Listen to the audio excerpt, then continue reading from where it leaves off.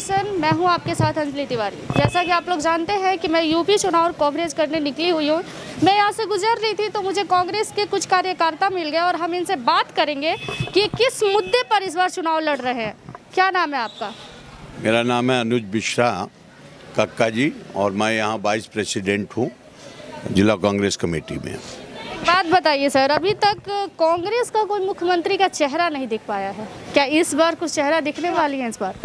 देखिए, हमारे यहाँ मुख्यमंत्री का चेहरा चुनाव के बाद तय किया जाता है। जो भी कैंडिडेट जब जीत जाते हैं उसके बाद जब आपके मीटिंग होगी विधानमंडल दल की तो उसके बाद उसमें निर्णय लिया जाता है। अभी तक चेहरा कंफर्म नहीं हो पाया है। नहीं, चेहरा तो हमारे यहाँ सबसे बड़ा चेहरा तो कांग्रेस का हमारे यहाँ प्रमोद तिवारी जी हैं, मोना जी हैं, क्योंकि इस समय हमारी प्रियंका गांधी जी ने जो 40% महिलाओं को टिकट दी है वो उत्तर प्रदेश में सारी पार्टियों को पीछे छोड़ रही है, क्योंकि महिलाओं का सम्मान और महिलाओं का उत्थान केवल कांग्रेस पार्टी ने किया है, जो करके दिखाया है। किसी भी पार्टी ने 40% टिकट महिलाओं को नहीं दी है। आज प्रियंका गांधी के कहने पे उन्होंने 40% जो टिकट जो है कांग्रेस की दी है और उसका जो है आपको ये देखने को मिल रहा है कि महिलाओं में उत्साह बहुत ज़्यादा है और कांग्रेस के पक्ष में मतदान करने को बिल्कुल तैयार हो। आपका क्या नाम है सर? मेरा राजीव कुमार मिश्रा, मैं शहर अध्यक्ष कन्नौज। इस परिचय से ही हम जानने की कोशिश करेंगे कि आप किस किस मुद्दे पर चुनाव लड़े रहे हैं और इसमें कितनी सच्चाई है। किसानों का पूरा कर्जा माफ, इस पर क्या कहना चाहेंगे? पार्टी पूरा किसानों का कर्जा माफ़ करेगी, क्योंकि पीछे मनमोहन सिंह सरकार में 72,000 करोड़ रुपया माफ़ भी किया था किसानों को। इसका साक्षात प्रमाण है। तो इस बार भी अगर आपकी सरकार आती है तो कर्जा माफ करेंगे, पक्का माफ़ करेंगे। आपका क्या नाम है? मेरा नाम सत्येंद्र पटेल है, मैं कन्नौज कांग्रेस का जिला अध्यक्ष हूँ। सर ये बताइए, 2500 में गेहूं धान 400 गन्ना किसानों को। देखिए, सबसे पहली बात यह है कि अन्य पार्टियों जैसी कांग्रेस पार्टी नहीं, कांग्रेस पार्टी एक विचारधारा है और कांग्रेस पार्टी जो बहुत बोलती है वो सिर्फ चुनावी जुमले नहीं होते हैं। हम लोग वही मैनिफेस्टो उत्तर प्रदेश में लाए हैं जो हमारी अन्य जगह सरकारें हैं वो हम लोग दे रहे हैं।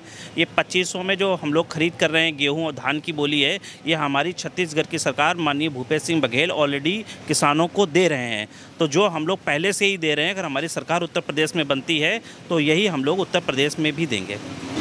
25 लाख लोगों को सरकारी योजनाएं मिलेंगी, इस पर आप क्या कहना चाहेंगे? जो भी हम लोग करते हैं उसको हकीकत में हम लोग बदलते हैं। ये हमारे यहाँ जो भी प्रियंका जी ने कहा है ये सच्चाई है। 25 लाख क्या, हम 50 लाख भी दे सकते हैं अगर हमारा परियोजना अच्छी रही तो।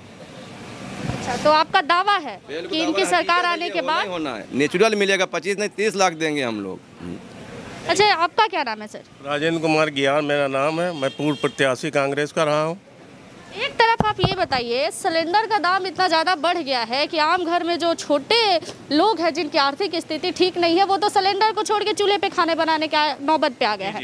लेकिन आपने इस पर्ची के माध्यम से ये दावा किया है कि 3 सिलेंडर मुफ्त मिलेगा। कैसे मिलेगा ये बताइए? एक तरफ दाम इतनी बढ़ रही है और आपके पर्ची में लिखा हुआ है कि दाम कम मुफ्त मिलेगा। हमारी नेता प्रियंका गांधी जी ने जो प्रतिज्ञाएँ की हैं वो वादा नहीं किया है, प्रतिज्ञा की है कि जो कुछ भी हमने मैनिफेस्टो में दिया है वो हम पूरा करके रहेंगे और 3 सिलेंडर हर वर्ष हर गरीब परिवार को मुफ्त में मिलेगा और इसके जितने भी दाम कम से कम 500 रुपये में हम सिलेंडर देंगे।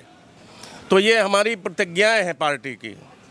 चलिए, अगर ऐसा होता है तो बहुत ही अच्छी बात है। गरीब परिवारों के लिए बहुत खुशी हो जाएगा कि वो अच्छे तरीके से खाना बना पाएंगे और इतना कष्ट नहीं होगा कि लकड़ी चुनना पड़े और चूल्हा जलाना पड़े। आपका क्या नाम है? अरविंद दुबे, कांग्रेस जिला प्रवक्ता। ये बताइए, अगर यूपी में कोई इलाज के लिए आता है तो उसे 10 लाख तक मुफ्त इलाज की जाएगी? देखिए, हम कांग्रेस जो कहती है वो करती है। हमारी ये प्रतिज्ञाएं अभी कोरोना काल में हमारी माननीय प्रियंका गांधी जी ने हजारों मीट्रिक टन सिलेंडर भिजवाए थे। ऑक्सीजन की कमी हुई, उसके हम लोगों ने ऑक्सीजन भिजवाई। यूपी में बहुत कुछ कांग्रेस ने कोरोना काल में किया, जगह जगह लंगर खुलवाए, कोरोना किट बंटवाई। तो हम जो कहेंगे, हमारी पार्टी जो कहती है वो करती है। मतलब कि पूरा होगी, अगर पूरा होती है तो बहुत ही अच्छी बात है। आपका क्या नाम है? जी आतिफ अली। आतिफ अली। ये बताइए आप, चुनाव नज़दीक आता है तो ये चोचलेबाजी की जाती है कि छात्रों को लैपटॉप दिया जाता है, स्मार्टफोन दिया जाता है। आपके भी पर्ची में ये चीज़ शामिल है कि एक स्मार्टफोन और स्कूटी दिया जाएगा, इसमें कितनी सच्चाई है? ये एकदम सही है, क्योंकि कांग्रेस पार्टी एक ऐसी पार्टी है जो बोलती है वो करती है, उसको कर दिखाने का दम है। और हमारी पार्टी ने देश को सजाया और संवारा कांग्रेस पार्टी ने ही है, और ये लोग देश को बेचने का काम कर रहे हैं। मतलब कि योगी सरकार बेचने की देश को बेचने की काम कर रही है। सरकारी जो कंपनियां हैं वो बेच रही है, रेलवे उन्होंने बेचा है, एयरपोर्ट उन्होंने बेचा है, स्टेडियम वो लोग बेच रहे हैं, और वो वही बेच रहे हैं जो हमारी कांग्रेस गवर्नमेंट ने बनाई थी। जो हम लोग आज बना रहे हैं जनता की सुविधाओं के लिए, ये उनको बेच रहे हैं उद्योगपतियों के लिए। हम लोग इस बार क्या क्या बदलाव होगा? हकीकत है कि जो आप पर्ची पे लिखे हैं, जैसा कि आपने कहा कि बदलाव होगा, तो ये बहुत ही अच्छी बात है कि यूपी में इस पर्ची के हिसाब से अगर इतनी बदलाव होती है तो वाकई में जनता को काफ़ी सुविधा मिल जाएगी। लेकिन आप बताइए कि ये सिर्फ चुनाव के पहले ही बोले जाते हैं। बाकी सारे लोगों का कहना है, यूपी में मैंने बहुत जगह का दौरा किया और सभी का कहना है कि सिर्फ बोलने की बातें होती है, करने की नहीं होती है। लेकिन जब करने की बारी आती है, कांग्रेस ने जब भी जो कहा है उस पर पूरा खरा उतरी है।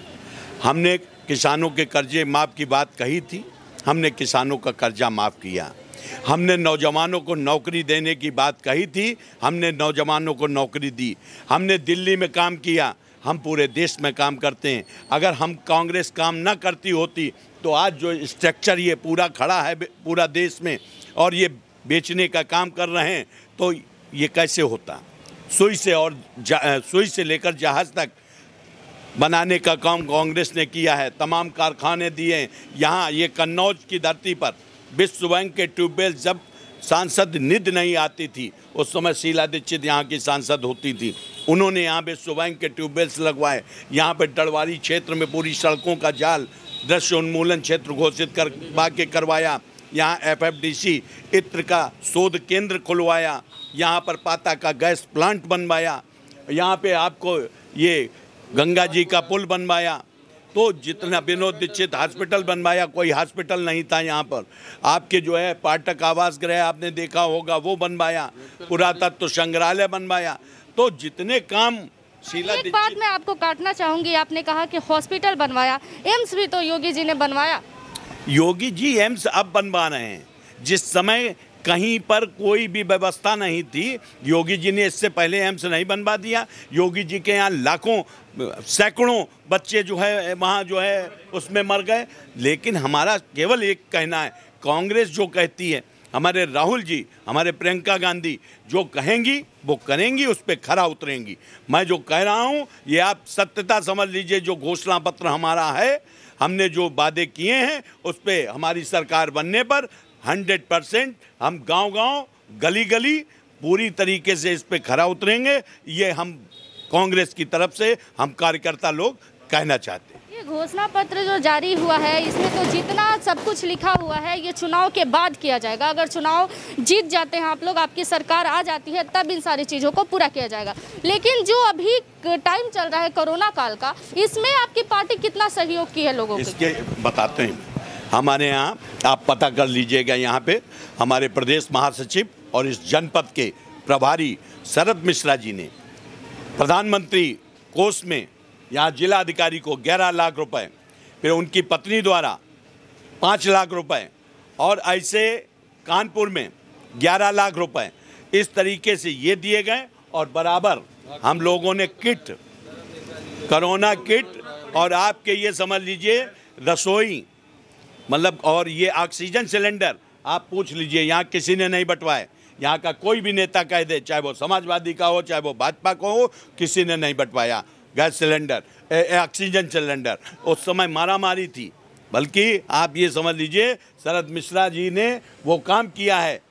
आप यहाँ से लेके और पूरे जनपद में जहाँ जिसको आवश्यकता हुई, यहाँ से बाहर भी जिसको आवश्यकता हुई, उसको ऑक्सीजन सिलेंडर हम लोगों ने उपलब्ध कराया। और पूरे लोगों को आपके राशन, उसमें आटा, तेल, सब्जी, मसाला, सब पूरा किट लेके घर घर भिजवाया।